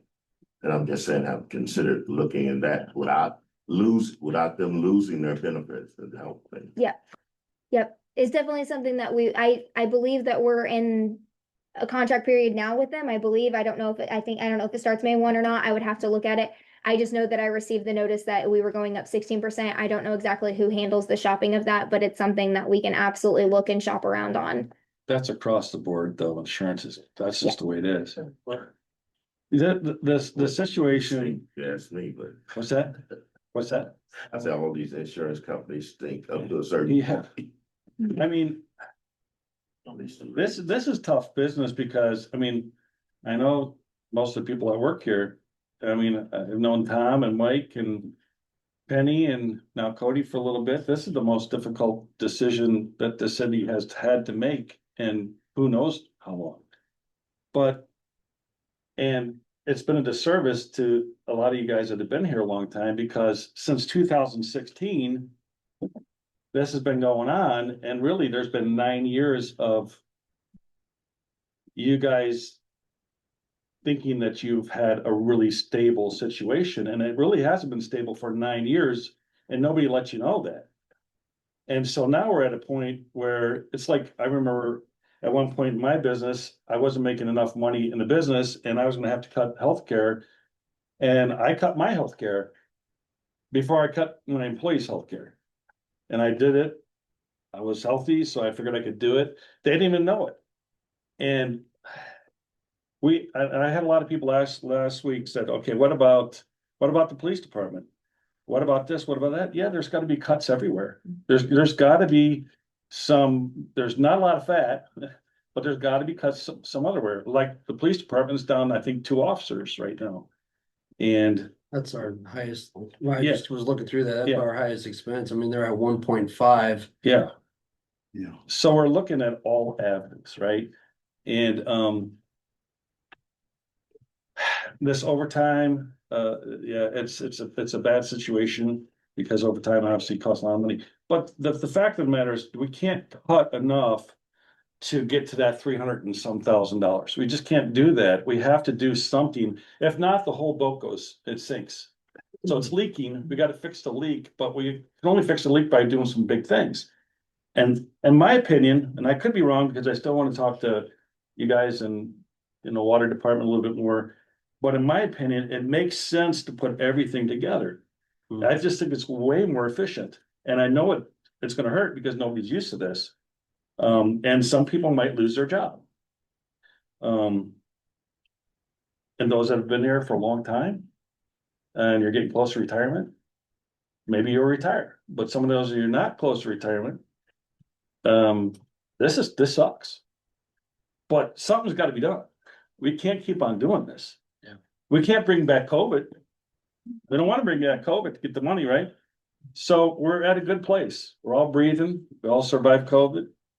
And it sucks for you guys. Some of you guys have been here a long time, but there is no, in my opinion, there is no other choice. And this is a really good choice for efficiency. It's just not a really good choice for those that have been working here a long time. You know what I'm saying? So people are gonna get mad, and people are always mad when they lose your jobs, but I don't know what else to do. I mean, you guys can tell me what else to do, but on paper, and we're talking about people's lives, you guys got families and kids, and it's not a good situation, but there's no other way to bring in money any quicker. If you guys can, What's the deadline of that? We have to have our budget turned in by April 30th. April 30th. So we don't have a lot of time for this year, but long term, we have time for the long term things like combining the departments. Somebody said, well, you can't have it done by May the 1st. No, we can't. By combining departments, we can do that and get it down the road. And just so that you understand, that you said something that hit me, is that for 9 years, this is like, well, you Yes. wanna know what happened? For 9 years, the council and even the mayor weren't really being informed. yeah, you didn't have the information. We didn't have Yeah. it, and I'm so glad that Jessica's here now, because she's going to do the digging and find it. We And didn't have people, treasurers that could do that. and people say you can't do this quickly. In business, you have to react quickly. Cause if there's nobody gonna bail you out when you have your own business, if there's not enough money there for the next month, you have to lay off people that month. You have to restructure very quickly. Now, you have to do it as best you can, but it's definitely gonna affect people, it's gonna affect families. And so you don't have time. We've had 9 years to do this and nothing has been done. And now we don't have a lot of time because we have to have a new budget. So do we want to kick this can down the road another year, 2 years? I don't think so. Can't do it. We Because won't if be we kick here. it down the road another year, then we're gonna be kicking it down the road another 3 years. Because they're not gonna get it done in another year any more than we are right now. As I understand it, Another even year. if we decide we're gonna go this route, it wouldn't really kick in until about this time next year. Right. Am I understanding that All right? right, I'll be going out the door and you can handle it. Well, if you went Yeah. forward with it, the public works director would be hired and then they would evaluate it. I'll be frank with you guys, and I have said this to some of the employees. I haven't said it to all of them, but the ones that have reached out to me personally. as much as like this sucks for them, because it does 100%. I don't want to say that it doesn't, because I understand that it does. But one of the worst things that I think we can do to them is put them through a year of hell of us trying to figure out what we're doing. Yeah, it's not. I would rather give them the courtesy of, hey, this is what's happening, and kind of like getting a plan together, because I can only imagine the stress and the overload on their bodies and the health that they would be in if we put them through the turmoil that honestly we've been putting them through for the last few weeks over the course of the next year. Like that's, I don't think it's fair to do to them, and I think it we as a city have not done right by them for decades now by not being transparent and not being honest with them. I think the little bit of respect we can give to them is being transparent now and being honest, and at least letting them know what direction we're going in and getting that going. And I know that that's hard, and it's going to be hard for them. But like I said, the worst thing we can do is drag them through the mud for a year and end up at the same finish line. And it's disrespectful to the citizens It- because we're all paying these bills and we're not even able to make our bills. It's just, it's bad all around. Does that make Yeah. sense? Yeah. I mean, I had no idea this was going on. Till 5 months ago. I don't wanna throw this hand grenade, Yeah. but I feel like I gotta be the one saying it, and I do not want a target on my back neither. How about tire marks on the back? Like looking at this budget Yeah. and looking at salaries and stuff like that. Compared to everywhere else. We have $800,000 just in salaries for our police officers. We have $245,000 for our full-time water. You sure those numbers are right? I think the water's more than that. The water's a lot more than that. That's where it says. Well, the water salaries, people full-time are water. split between water and sewer. Okay. So there's a number on water and there's a number on sewer. So I just looking at this, I feel there might be more areas that we need to look at, is all I'm saying. I agree with that. Because and we're at 1.5, that's our highest expense. Which I am not one of those defund, I'm not by far. However, You wanna make sure you say it really loud so nobody's Yeah. trying to keep on the police? yeah, Besides, you'll get pulled over at the. oh yeah, I'm sure, but Let's get our date. you're right. But I mean, if we're gonna do our due diligence and really look at all of our numbers and all the facts and everything else, and look at other municipalities and stuff like that, and other towns that are around our size and everything else, I think we need to do that across the board. Absolutely. Yeah. So I can share that with you guys. So Trenton has 1, 2, 3, 4, 5, 6. Now last year, I don't know for sure if they've added any, but last I saw they have 6. New Baden has 1, 2, 3, 4, 5, 6, 7, 8, 9. And we have 12. So let me walk you through a couple things though on that, on why I'm bringing forth Public Works and I'm not bringing forth the police department right now. You have 12 officers. You have chief, you have a DEA officer, you have an SRO. Your SRO, if you look at the budget, 9 months out of the year, he's paid back from the school. So we pay for 3 months of him. Okay. Otherwise, you can't really consider him a patrolling officer. We have 9 patrolling officers. So if you look at strictly numbers, okay, there are 14 days in a pay period. That is 24 hours. That gives you 336 hours. I am a person that is a firm believer that we will never have an officer on duty by themselves. I think we should always have 2. I think we always have 2 for our Public Works department. I think we absolutely always should have 2 for our police officers. If you multiply that times 2, that gives you 672 hours is what it is in a pay period. Our police officers can work 84 hours before they are considered into overtime. That equals 8 officers. We have 9 patrolling officers, and it takes 8 to fill our schedule. As soon as they are due in court, as soon as they take a vacation, as soon as they take a sick day, as soon as they are injured on duty, which we have had a couple of this year or anything like that, we now we're paying overtime to get another officer.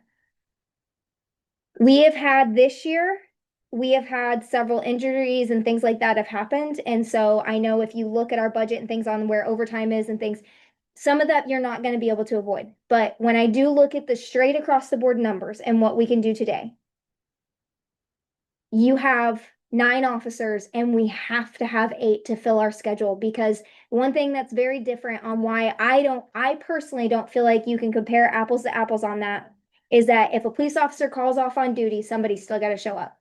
If a street guy's out, we don't call somebody else in to fill in for that street guy. They just work a man down. When it comes to the police force, they can't do that. You have to have a guy on duty. Now, I will give you guys, I will not say an officer's name because I don't know what else public and things like that. When I was on council, we had an officer that was working on duty by himself because somebody wasn't able to come in and fill. He was called to a domestic dispute. He responded to that house. His backup was Muscuda. In that 15 minutes that it took Muscuda to get here, he was attacked 3 times because his taser didn't deploy. That was also at a time when our equipment was extremely out of date. He ended up going to the ER and he ended up being okay. I will never forget the pit in my stomach when I got the phone call that we had an officer that ended up in the ER because he went to a domestic dispute on duty by himself because we didn't have another officer there. I will never stand by not having at least 2 on duty. So you can make the arguments. I know everybody has their conversations of who's doing their job, who's not, and they're doing that job, and that's across the city as a whole. And I do think it all has to be addressed. But when we looked at the straight numbers, if you want to be able to have an officer on duty 24 hours a day in this town, every day of the week, you have to have a minimum of 8 patrolling officers, and we only have 9. And to be honest, and we're still paying overtime because those guys, just like everybody else, are entitled to take their time off work. Hey, on the Trenton and stuff like that, Yep. is that including their chief or is those just patrolling officers? Nope, that's including their chief. Okay. Yeah, so Trenton is New Baden's at 9, including their chief, and we're at 12. And they also have a DEA officer, but they just got their DEA officer in, and so I don't have any numbers or anything on that. I just know that they just got him, and so they haven't generated any revenue or anything from him. So Could you print all that stuff out so we get all this? and that's what, and so here's the thing. When I looked at this, like I said, when I tell you I looked at everything, I can give you the numbers for the admin too. I can tell you how many people they have in their city hall. I looked at it as a whole. When you're talking about actually being able to make a difference, right now on the thing that we can take action on, in my personal opinion, it's the public works. Like I said, I know people have their comments about the police, but when you look at the numbers, I do not think that we have too many police officers. Well, I don't think so either. Plus, I think in the contract and this policy, there'd be 2 officers on duty. Correct. at any time. So we can't go beyond that. I think I'll be very frank, I think we're running out of steam on this. And we're not gonna solve it tonight, but I'd like to move on. It's important that we have these information and we do remember it. It is important. I had a brother and sister who spent their careers in law enforcement, so I empathize with that. I heard a lot of things from them about what happened, so. We need to, that's an area that I don't think we can just cut. We're not gonna cut anything there. What happened to the school resource officer? Does anyone know? The school resource He officer, just isn't there. I mean, we just don't see him there. the school is in the process of being replaced. He's been gone a few months. or So something. yeah, but it takes time because they have to do training. The school district has to redo the contract. Yeah. This has been discussed in closed session. Oh, We can't give this particular, but it's an it's item. not good seeing him pull people over for the way they drive down Shoot Street. Yeah, I mean, I sit there and pick up my son. Yeah. I believe you, and I know that happened, but the SRL right now is in the process of transition to another new person. I said, no, if they don't. The chief has identified the person who's gonna go and be in that role. And because it requires some specialized training, that training has to take place. And we also have to renegotiate the contract with the school district because of the change of personnel. There's a lot of lot of pieces to that puzzle. Sure. Thank you. Okay,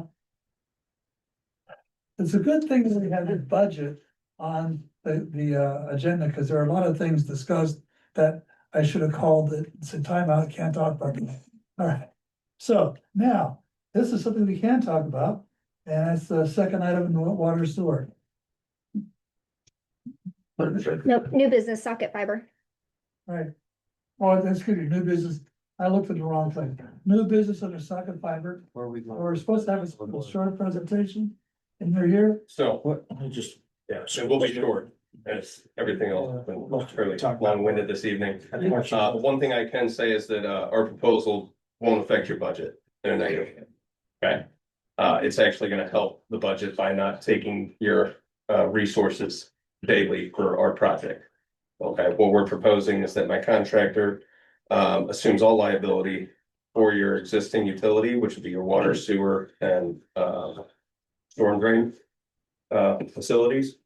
They will locate those themselves. They have certified employees and a team to do that.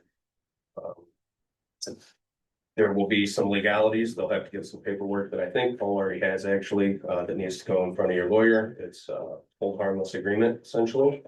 They assume all responsibility, financial and physical, for the plant in their scope of work during this project. We can get into plenty of details about that. It benefits them and only them, and it charges you guys nothing. That's why they don't charge anything, because it benefits them. So, it wasn't a financial thing. It didn't have to do with the budget, but I asked Paul to get us on the agenda this evening so that you all were made aware of the talks that have been going on, what they're bringing to the table. We did have a presentation with Penny and some of her guys earlier this week. Unfortunately, the COO that came down for that was not able to be here tonight. His offices are in Michigan. But we could arrange him to be back in town if you guys would like a formal presentation. Any questions? Lots of questions, I'm sure, hopefully. There are questions, but. Yeah. And we have to wait until we have. This is all in writing somewhere, Yes, absolutely. Paul should have received a packet from, yes. okay, then we need to talk from about. Penny. So essentially you guys will do all the locating yourself and no longer going to hold our department. Absolutely. That's a big, And I will say that there's some pretty cool technology in this that I think Penny and some of her guys would like to utilize the locates of. So these guys are gonna locate every inch of every part of your water and sewer district. Not necessarily the laterals, we spoke about that. They're generally deeper than what we operate in. In areas that are unlocatable or the water department doesn't currently know exactly where they are. If they can't be located by these guys, they bring in ground penetrating radar and they find it and they mark it, its exact location, its depth. That is information that they don't necessarily log and give back to the city, but that information will be right there on paint on the ground. This is information that anybody from the city can come by, write it down all in a book and give to the company that you guys are paying, $3,500 or $5,000 a year to add to the GIS database, which greatly, increases the reliability of the information you've had. So. any questions on that? That's cool. Thank you for coming back. I'll be back again. When are you looking to start? Because we were told from the meeting this morning they were starting Tuesday. They can't start Tuesday. They have to wait 5 days and give locates a chance to get out there. Yeah, I mean, they are gonna proceed on the locate basis until this gets approved. If this is approved, our main goal here is to impact residents in the community as little as possible during the project. The more locates they're able to get on the ground, the faster they can move, the quicker this project can be done and over. These guys are top notch. They're my best contractor. They've done 80,000 feet of fiber and conduit and structures in the last 7 weeks. Restoration was done same day. They've gone back every 2 weeks to check their previous work, and they have restored ground. We've had a lot of rain, a lot of moisture, things sink. That happens. It doesn't matter how much they pack the ground. It's gonna fall in a little bit after enough rain, and these guys are top notch. Now, this program that they're proposing, they've done over 700,000 feet in the greater Chicago area with 0 utility hits. This places all the liability on them, so it is absolutely in their best interest to make damn sure they don't hit your infrastructure. Should anything happen and they do, they will pay for every penny of the repairs. I don't know what the city's repairs cost, but I think they could be pretty high. Nudge that, whoa. Any questions from anybody? Thank you very much. Absolutely, and you guys have all my information if you come up with some other questions. It looks like there is nothing else on the agenda. Arjun, were you wanting to go, Yeah, were you wanting to go back? Kinda, on the public works stuff, right. are we supposed to be kind of making a decision on where we're supposed to be going, or? We do not have to make a recommendation. If you're ready to make a recommendation, we can make a recommendation. I just didn't know, cause Otherwise, we jumped to that gentleman and I didn't know if it is appropriate or we're allowed to, I mean, I know some of the people are here, I know they voiced their opinions last time, but I feel like it'd be appropriate to let them voice something if they would like. That's I mean, I'm not running the meeting, but you are, so I just was putting that out there Yeah, to. that's why we have the open discussion at the beginning. Right, I know, but like, when you come up on topics like this, new questions, I think maybe come to some people's minds and maybe give them the opportunity to ask that question or voice an opinion or something, or I don't know. That's just a thought.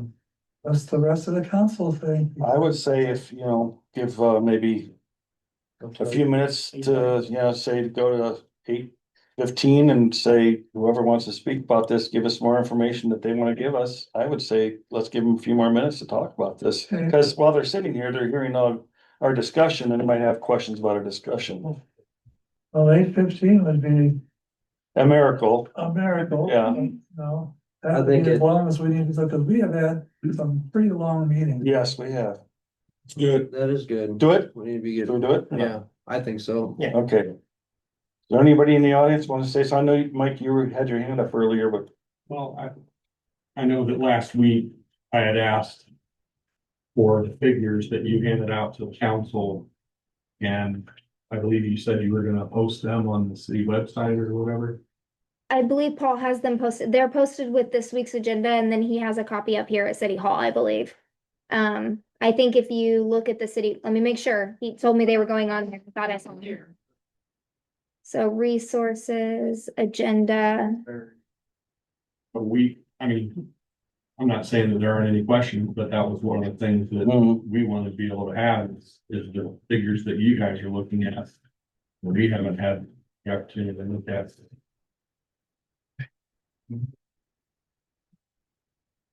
Okay, I do apologize. I see the other two attachments are what Penny was speaking on with TWM and everything, so those can be attached as attachments on there and stuff. I know that he scanned them in and has a copy, and there are copies up here at City Hall. They're not just still sitting on the counter right there, are they? But yeah, we can get those put on the website. And he can, like I said, I know for a fact that he has a copy of them because I got a CC of a FOIA request for them today, so I know that he has a scanned in copy as well. is there anybody else that wants to say, Tom? Do you see the first step would be hiring, probably a public works director first? Would he bring whoever in? He or she? Yeah. Is that the first step in this process? If they approve, yeah, moving forward with it, that would be yes. First step is gonna be deciding whether or not to combine the departments. Once that decision is made, then we'll have to have the ordinances written up that go with that. And then once that ordinance is passed, that will be the trigger to hire a public works director. And where is that money gonna come from? So This is why I'm looking at you. This is what, like, you guys are, this is kind of like my frustration of like wanting to keep talking about it. Like, I don't know whether or not to put it in the budget and don't know what we're doing for this year. But I would say based upon past experience, put it in the budget as an item that can be removed from the budget if we need to. Otherwise, we'll be making a budget revision right after we pass the budget. Well, that's gonna be inevitable. We're not gonna be able to, no matter what, we're going to do a budget revision because, I mean, that's gonna be inevitable. But we need to know when we're planning, I mean, right now, everything that we're doing in this town is sitting in limbo. Like, we don't know that our supervisors don't know how to plan for the year. We don't know what money to plan for. We don't have any clue. And that's why, that's why it really is not. It is either something we're going to do or we're not. And if we're not going to do it, then we need to start coming up with a plan B. And I think we need to ask the mayor for the next council agenda, that if this is going to happen, that the mayor make a decision that say, this is my recommendation, and we're gonna go with it, or we're not gonna go with it, and then. Well, I think we need to make a recommendation to the mayor. Yeah, you guys are. We his have to boss. vote, he Yeah, doesn't you're- dictate it. Yeah. That lawyer, I don't work for the lawyer, Yeah. he doesn't dictate what I vote. Yeah. Okay, then, but is there a consensus to put this on the agenda for next week's meeting? Vote on combining the two departments into a public works department. And then basically the motion will be to direct the city attorney to prepare all the appropriate ordinances to do that. I would say to do that unless we find out some information this week, because I've been gathering some information. Like, none of us want to let go of police officers, right? We also don't want the water department not to give us good water.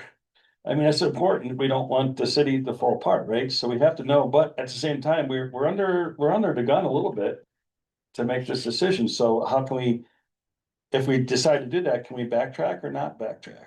We can backtrack up to the point that it's done. Yeah. Basically, so right now, any recommendation would be to ask the city attorney, prepare the ordinances to,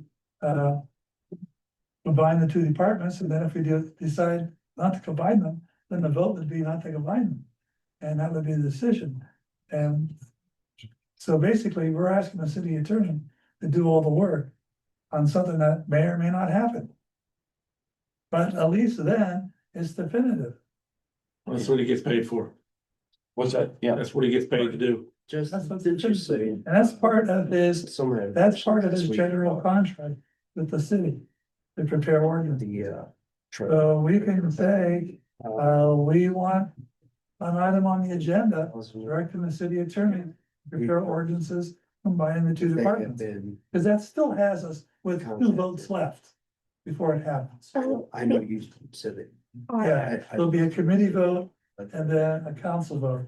There'll be a vote there'll be a vote on preparing the ordinance.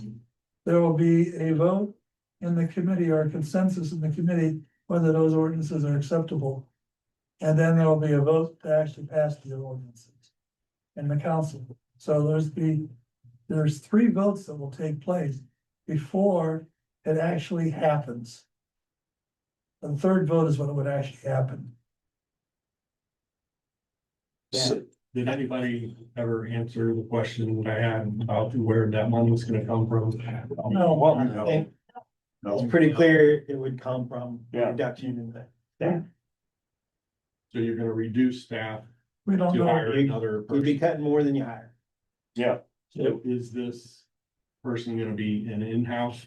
don't know yet. Don't know. I Don't know. Think, In-house can apply for it, Yeah. because we have a couple of qualifications. Is it our job by May first then? No, No,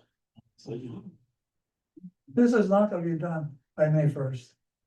Even if we were to bring in a public works director, that public works director would then advise on employees and that kind of thing, and the number of employees in those positions to where he's not gonna be able to do that, he or she is not gonna be able to do that on day 1 either.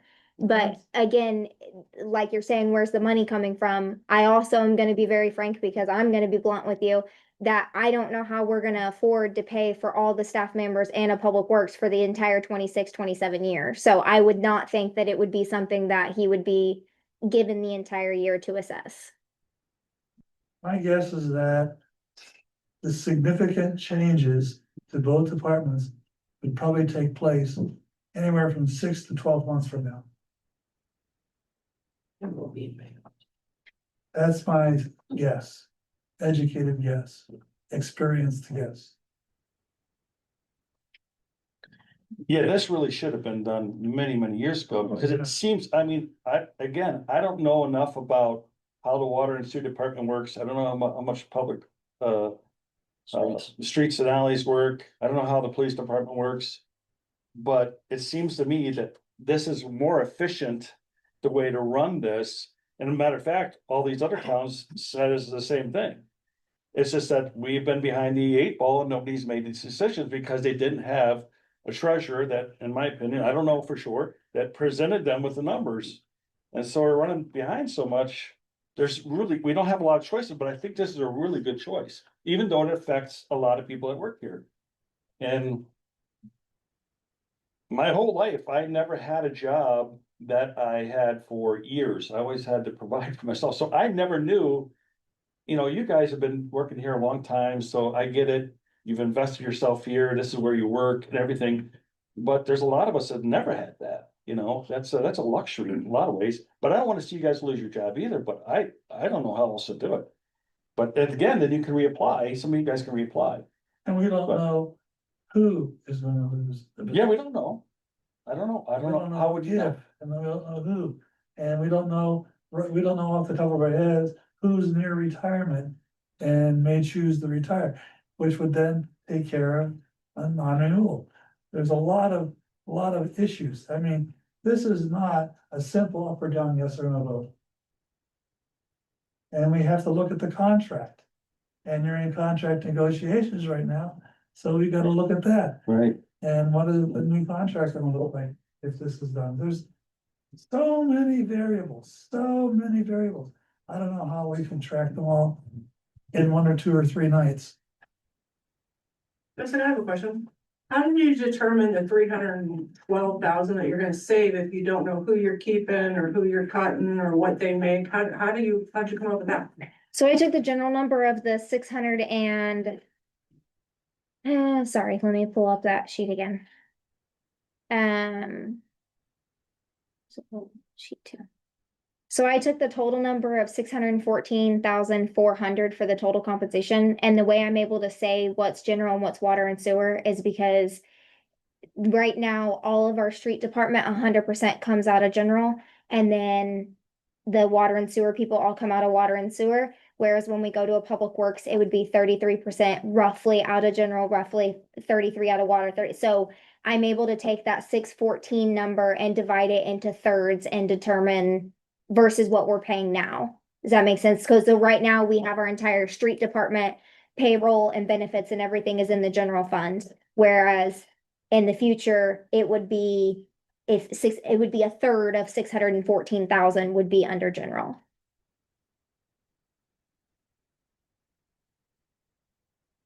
Jess, I know there was a question last week about the accountant or something looking at it. The auditor. Or the Yes. auditor, not the Yeah. accountant, sorry. Yeah. The auditor.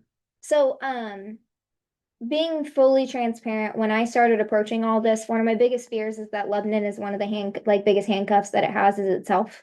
And so when I first started looking into this, I started looking at other municipalities. I know some people disagree with the approach, but I started digging into other municipalities because we're all governed by the same state. We all have the same rules. And so although we may have ordinances that limit us from doing something, if the state doesn't have that regulation, then it's something that we have the power to change. Right. And so I started looking at everything from a whole from other municipalities. What are they doing? So I had not called and had a conversation with our auditor specifically to this until this last week. I did call and I had a conversation with him. I think we were on the phone for about an hour. He had zero issues with any of this. He spoke that many of his municipalities do it. We talked about, I went through on clarity of like making sure that my thoughts were correct on what can be ran through water and sewer versus what can be ran through streets. He confirmed everything that I was saying was accurate. I also then had a phone call. I got in contact with somebody at the IML and spoke with somebody there and talked to them about the regulations of everything and to make sure that we can do this. Again, they spoke very highly, said that this is what most municipalities under 5,000, population of 5,000, most are public works. They spoke to how those funds could work and things that we could do. And kind of confirmed everything again. So, I had conversations with two people from IML. I had a conversation with our auditor, and then I had a conversation with Moran, which is the people that we use for our TIF district. And went through educating me and confirming all the information that I gave you, and was able to confirm that everything that I'm sharing is accurate. There was not anything that I needed to come forth and say that I was telling you incorrectly. Like I said, I approached it from going through other municipalities because oftentimes when I first started, and even when I was back on council as an alderman, I felt like I would suggest things and they'd be like, well, that's not how we've done it. That's not what we do here. That's not how we've done it. And I didn't want that to be my cap anymore. I wanted to go out and say, what are these other municipalities doing? How are they being successful? And what is keeping us from being to have that same success? And so that's why I didn't call our auditor directly, because he's been working with the city for years. We also have had some issues this year where we don't have the most casual relationship I feel like that we used to have with our auditor. We used to be able to call him on a lot of things real easily. We can still call him on things real easily, but I do feel like he has more reservation about what he says to us than he has in prior years. And so I didn't want to drag him into the middle of another thing that was going to involve employees, because he kind of cut the brunt of that in one situation before. So that's why I kind of went from the scope of approaching it from other municipalities, because we're all governed by the same body, so. Separate not, because fortunately, these are all non-home rule. If it was a home rule in municipality, they have a completely different set of rules. Anyway, it's 8:22, 8:23 almost. So are we Did really any of recommending it? Did any of the other guys have questions though? I know we kind of started talking when it was the time for you guys to talk when. We were going to go to 8:15. Well, we got I know, but close. this is We important. got close. I know, but we're gonna be talking about this for weeks. It's not gonna be. I just asked a question. Sure. Would this be more a question for the Chamber of Commerce that I'm about to ask? Or the planning, or would the council handle, the other resources? I don't see enough city events that, raises money for the city, like some of these other communities have. Would that be to the chamber? That Or would be the Chamber, the Merchants Association, Brick Street Merchants. There are various groups, the Lions Club, Rotary. but the proceeds would be The benefit proceeds- the city, right? They don't necessarily, not directly. Not directly. The city doesn't collect by, for example, in Main Market, all the proceeds go to the chamber. What do we need to do to get the proceeds to start coming to the city? They I can't do that. tax.